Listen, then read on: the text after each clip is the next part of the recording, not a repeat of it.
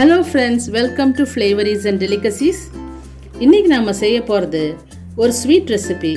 அது வந்து என்னென்னு கேட்டிங்கன்னா, இந்த காஜு கட்லி அப்படிங்கிறது வந்து நம்ம பேக்கரிஸ்லேயும் ஸ்வீட் ஷாப்ஸ்லாம் வாங்கியிருக்கோம் இல்லைங்களா, ரொம்ப காஸ்ட்லியான விஷயம்.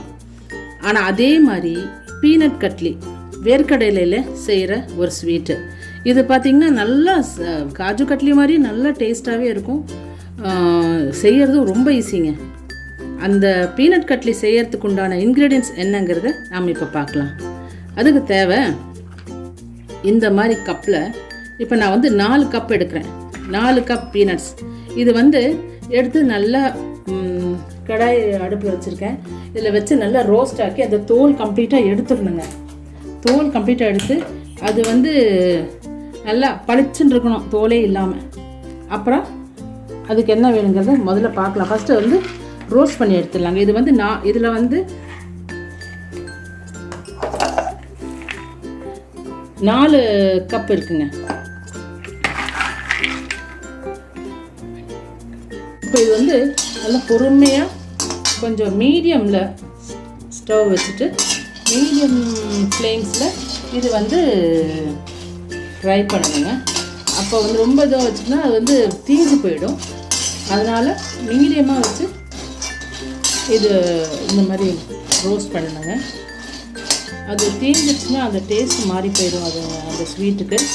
ஸோ அது கேர்ஃபுல்லாக அது மட்டும் நம்ம செஞ்சால் தான் மெயினான வேலை. இதில் வேறு மற்றதெல்லாம் வேறு ஈஸிங்க. இப்போ இது வந்து 4 கப் நான் எடுத்திருக்கேன். இதுக்கு வந்து பார்த்திங்கன்னா 2 கப்பு சுகருங்க, ஒயிட் சுகர் 2 கப்பு. அப்புறம் கொஞ்சம் ஒரு 2 டேபிள் ஸ்பூன் பால் பவுடருங்க, மில்க் பவுடர். அவ்வளோதான் இதனுடைய இன்க்ரீடியன்ஸு. ஸோ ஃபஸ்ட்டு வந்து நாம் இது நல்லா இப்படி ரோஸ்ட் பண்ணி எடுத்துடலாங்க. அப்புறம் வந்து பவுடர் பண்ணணும். இதுக்கு வந்து இந்த ஸ்வீட்டுக்கு வந்து நெய்யோ வேறு எதுவும் அதிகமாக தேவை. அது ஃபினிஷிங் சமயத்தில் வந்து ஒரே ஒரு டீஸ்பூன் நெய் இருந்துட்டால் போதும். அதே மாதிரி தட்டில் வந்து க்ரீஸ் பண்ணுறதுக்கு கொஞ்சம் நெய், அவ்வளோதாங்க. மற்றபடி இதுக்கு அதிகமாக நெய்யெல்லாம் தேவையில்லை. இது வந்து நல்ல ப்ரோட்டீன்ஸ் சத்து உள்ளது. குழந்தைங்களுக்கும் பெரியவங்களுக்கும் எல்லாருக்குமே ரொம்ப நல்லது. ஸோ வந்து இது வந்து எல்லாருக்குமே பிடிச்சமாக நல்லா டேஸ்ட்டும் ரொம்ப அருமையாக இருக்கும். இது இந்த ரெசிபி வந்து நீங்களும் செஞ்சு பாருங்கள். ரொம்பவே ஈஸியாக இருக்குங்க. அதே மாதிரி இந்த கேஷ்யூ கட்லி மாதிரியே நல்ல டேஸ்ட்டாகவும் இருக்கும். எந்த டிஃப்ரென்ஸும் யாருமே சொல்ல மாட்டாங்க. இது வந்து பீனட்டில் செஞ்சதுன்னு யாருமே சொல்ல மாட்டாங்க. அந்த அளவுக்கு இது டேஸ்டியாக இருக்கும். இது நீங்கள் செஞ்சு பாருங்கள். உங்களுக்கு இந்த ரெசிபி, இந்த வீடியோ பிடிச்சிருந்தா லைக் பண்ணுங்கள், ஷேர் பண்ணுங்கள். மறக்காமல் எப்போவும் நான் சொல்கிற மாதிரி சப்ஸ்கிரைபும் பண்ணிடுங்க. இது வந்து இப்போது டைம் எடுக்குங்க, கொஞ்சம் டைம் எடுக்கும். இது எப்படி இருந்தாலும் ஒரு 10-15 நிமிஷமாச்சும் எடுக்கும்.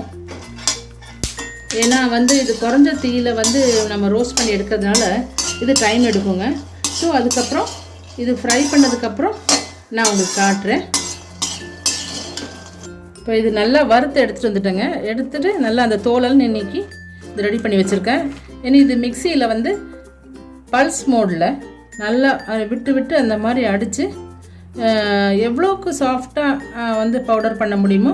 ரொம்பவும் நம்ம வந்து பவுடர் பண்ணால், ஃபுல் ஸ்பீடில் பவுடர் பண்ணால் எண்ணெய் வெளியில் வர்ற மாதிரி இருக்குங்க. ஸோ அந்த பல்ஸ் மோட்லேயே விட்டு அடித்து இது நல்லா ஒரு பவுடர் ஃபார்முக்கு கொண்டு வந்துடலாங்க. அதுக்கப்புறம் நாம் வந்து ஸ்வீட் பண்ண ஆரம்பிச்சிடலாம். இது இப்போ பவுடர் பண்ணிட்டு வந்தாச்சுங்க. பார்த்தீங்கன்னா உங்களுக்கே தெரியும், இவ்வளோதான் பொடி, இவ்வளோதான் பவுடர் ஆகுங்க. இதுக்கு மேலே பார்த்தோம்னா எண்ணெய் வந்துடும். ஸோ இதோடு நிறுத்திக்கலாங்க. இது ஏறக்குறைய ஒரு அந்த வெள்ளை ரவை அந்த கன்சிஸ்டன்சி தான் இருக்குங்க. ஸோ இது போதும். இப்போ நம்ம வந்து செய்ய ஆரம்பிச்சிடலாம். ஸ்டவ்வில் வந்து ஒரு நான்ஸ்டிக்கு ஒரு பாத்திரம் வச்சுருக்கேங்க. அப்புறம் வந்து அதுக்கு இப்போ இது வந்து நான் சொல்லியிருந்தேன் 4 கப், இந்த மாதிரி கப்பு 4 கப்பு வேர்க்கடலை எடுத்துருந்தேங்க. அதுக்கு சரி பாதி 2 கப்புக்கு சுகர், சர்க்கரை 2 கப்பு. அதுக்கு தண்ணி வந்து ஒரு கப்புங்க. எல்லாம் பாதி பாதி. இது 4, இது 2, தண்ணி 1. இதுதான் இதனுடைய கணக்குங்க. ப்ளஸ் அதோட ஒரு டேபிள் ஸ்பூன் பால் பொடி, மில்க் பவுடர், அவ்வளோதாங்க. ஸோ இதில் வந்து இப்போ 1 கப்பு தண்ணிங்க.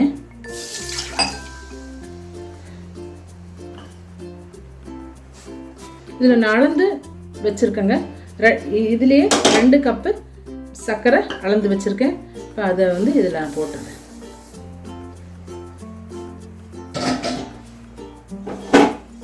இப்போ இது பார்த்தீங்கன்னா சர்க்கரை கரைஞ்சி நல்லா ஒரு கம்பி பதம் வர்றதுக்கு முன்னாடியே நாம் வந்து இந்த வேர்க்கடலை பொடியை போட்டுடலாம். ஒரு கம்பி பதம் வரணுங்கிற அவசியம் இல்லை. அது கொஞ்சம் முன்னாடியே நாம் வந்து அந்த வேர்க்கடலை பொடியை போட்டு கலக்கிடலாம். இது வந்து இப்போது ஏறக்குறைய நமக்கு தேவையான பதத்துக்கு வந்தாச்சுங்க. ஒரு கம்பி பதம் இன்னும் வரல, பட் அதுக்கு முன்னாடி இப்போ வந்து இந்த வேர்க்கடலை பொடியில் வந்து இந்த பால் பொடியை போட்டு நல்லா ஒரு தடவை மிக்ஸ் பண்ணிடலாங்க. இல்லைன்னா அது அங்கங்கே உருண்டையாக வந்துடும். ஸோ நல்லா மிக்ஸ் பண்ணிவிட்டு இனி வந்து நாம் வந்து இதை போட்டுடலாம்.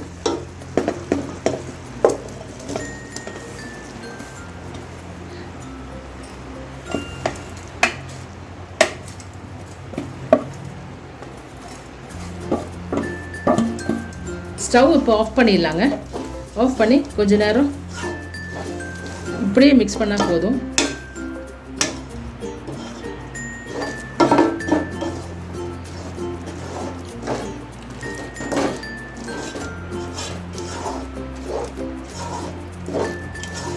இந்த சூட்லேயே அப்படியே மிக்ஸ் பண்ணிகிட்டே இருக்கலாங்க.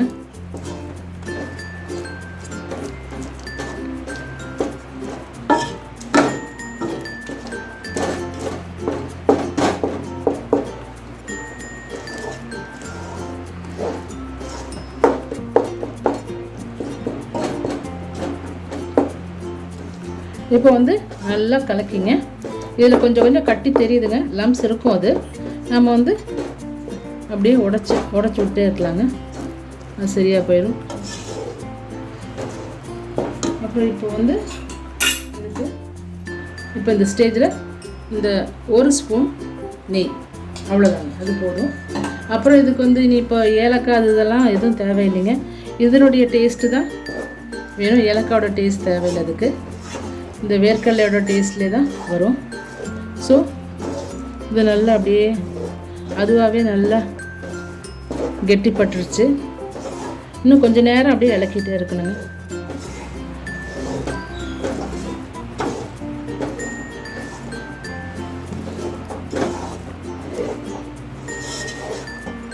நல்லா கலந்து விட்டுக்கிட்டே இருக்கலாம். இன்னும் கொஞ்ச நேரத்தில் இது வந்து இறக்கி வச்சிடலாம். இப்போவே பார்த்திங்கன்னா நல்லா அப்படியே சுழண்டு வருது, கொட்டாமல் நல்லா கெட்டி ஆயிடுச்சு. நான் வந்து ஸ்டவ் இந்த வேர்க்கடலை இந்த பவுடர் போட்டதுக்கப்புறம் நான் ஸ்டவ் ஆஃப் பண்ணிட்டேன். இப்போ வரைக்கும் ஆஃபில் தான் இருக்குது. இதுவாகவே நல்லா சுருண்டு வருது. அவ்வளோதாங்க. இது நம்ம தட்டில் கொட்டிடலாம். போதும், இப்படி இருந்தால் போதும்.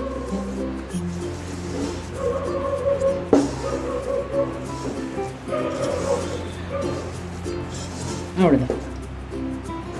இப்போ இந்த 2 பிளேட்டில் நெய் போட்டு நல்லா கிரீஸ் பண்ணி வச்சுருக்கேங்க. இதை இப்போ அதில் தூக்கி போட்டு இது பண்ணிடலாங்க, கட் பண்ணிடலாம்.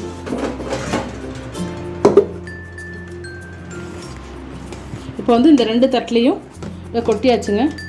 இப்படி ஏதாவது ஒரு டம்ளர் எதாவது இருந்துச்சா லைட்டாக அப்படியே நம்ம வந்து இப்படி இதை வச்சு ப்ரெஸ் பண்ணி இதை லெவல் பண்ணிடலாங்க. நமக்கு வந்து இந்த ஸ்பூன்னாலேயோ இல்லை இந்த ஸ்பேட்லானாலேயோ சரியாக இது வந்து ப்ரெஸ் பண்ண முடியலன்னா ஒரு டம்ளர் அதனுடைய பேக்கை அப்படியே லைட்டாக நெய் தடவி அப்படி இந்த மாதிரி லெவல் பண்ணால் நீட்டாகிடுங்க. அவ்வளோதான். இதுக்கு சில்வர் பேப்பர் அதெல்லாம் போட வேண்டியதில்லை, அதெல்லாம் ஹெல்த்தி கிடையாதுன்னு சொல்கிறாங்க. ஸோ இதுவே போதும். இது நம்ம கொட்டின உடனே இது வந்து நல்லா ஃப்ளாட்டன் பண்ணிடணுங்க. நல்லா அதனால ஆறுனதுக்கப்புறம் பார்த்திங்கன்னா இந்த மாதிரி பண்ண முடியாது. ஸோ அதுக்கப்புறம் நல்லா ஆறுறதுக்கு முன்னாடியே நம்ம வந்து பீசஸ் போட்டுடலாங்க. அவ்வளோதான். அது பார்த்திங்கன்னா நல்லா எல்லாம் நீட்டாக 2 தட்டுலேயும் போட்டாச்சு. இனி ஒரு 10 நிமிஷம் ஆகட்டுங்க. இது கொஞ்சம் லைட்டாக ஆறட்டும், அதுக்கப்புறம் பீஸ் போட்டுடலாம். இது நல்லா ஆறியாச்சுங்க.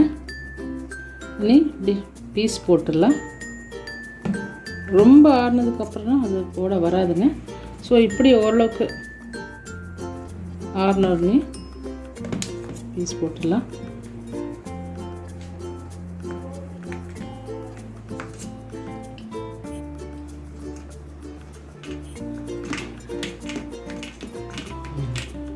இந்த மாதிரி பீஸ் போட்டுக்கலாங்க.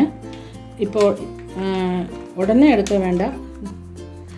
ஒரு 10 நிமிஷம் போனதுக்கப்புறம் நம்ம வந்து பிளேட்லேருந்து வெளியில் எடுத்துடலாங்க. இது முடிஞ்சிருச்சுங்க. எல்லாம் கட் பண்ணி பீஸ் எல்லாம் எடுத்து வச்சாச்சு. எல்லாம் நல்லா சாஃப்டாக இருக்குது பாருங்கள். அப்படியே சாஃப்டாக இருக்குது, நல்லா வந்திருக்கு. நல்லா டேஸ்ட்டாகவும் இருக்குது. சாப்பிட்டு பார்த்தேன், நல்லா டேஸ்ட்டாக இருக்குது. நீங்களும் செஞ்சு பாருங்கள். இது யாரும் வந்து வேர்க்கடலையில் செஞ்சது சொல்லவே மாட்டாங்க.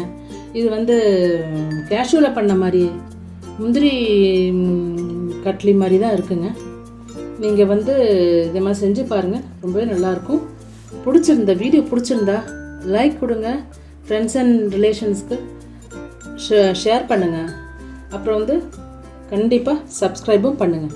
சப்ஸ்கிரைப் பண்ணால் தான் என்ன மாதிரி புது யூடியூபர்ஸ்க்கெல்லாம் ஒரு மோட்டிவேஷனாக இருக்கும். முன்னாடி கூட நான் சொல்லியிருக்கேன். ஸோ கண்டிப்பாக சப்ஸ்கிரைப் பண்ணுங்கள். தேங்க்யூ ஃபார் வாட்சிங். அடுத்த வீடியோவில் பார்க்கலாம்.